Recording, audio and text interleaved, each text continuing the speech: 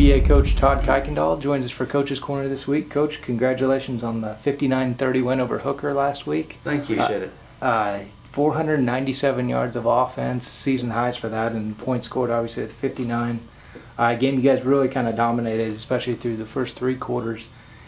Talk a little bit about, I know offensively at times you've been a little bit maybe frustrated at times just for things to click, and it seemed like it must have clicked Friday. It did. It sure did. You know, all year we've seen good things from our kids, and we just haven't consistently seen those good things. You know, we might put together a nice little 30, 40, 50-yard drive and then, you know, go off sides or have a turnover or something like that. And so it was nice to put some things together Friday night. Now that win moved you guys to 2-6 overall, equaled the win total from last year. And now you guys go on the road to play Moreland, 1-17 on Friday. Talk a little bit about, you've talked about how important this last stretch is of two games. Yeah. Talk a little bit about this Moreland team and kind of what you're expecting on Friday. Yeah, you know, our focus right now is doubling our wins from last year. And if we win the next two, then we've doubled our wins. Obviously, we felt like we had a couple of close games with Turpin and Chisholm that, wow, you know, we could have been 6-4, but hopefully we finish up 4-6. I think practically at the start of the season, and looking at our schedule, I think my goal was 5-5. I think that was really what I was shooting for, was 5-5 as our first year as coach. We're going to fall a little bit, or hopefully we're 4-6. You know, we plan on winning our next two games.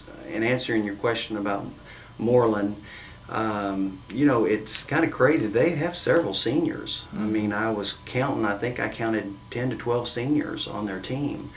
I know that their offensive line has several seniors starting.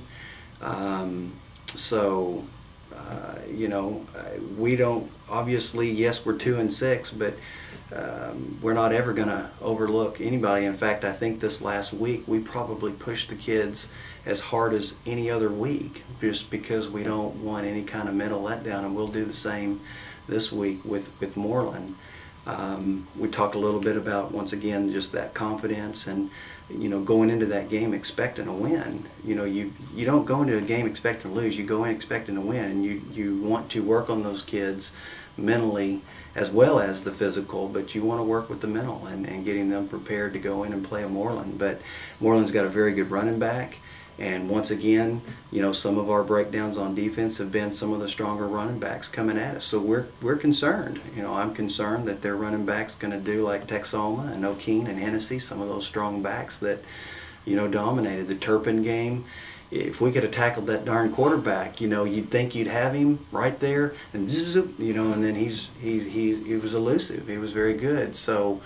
You know, at the start of the year, we said, you know, you can't win if you cannot tackle, and if you can't block. If you can't do those two fundamentals, you can't win. And so, we've got to be able to stop their good running back. All right, Coach. Thanks for joining us this week, and good luck on Friday. Thanks, Shawn.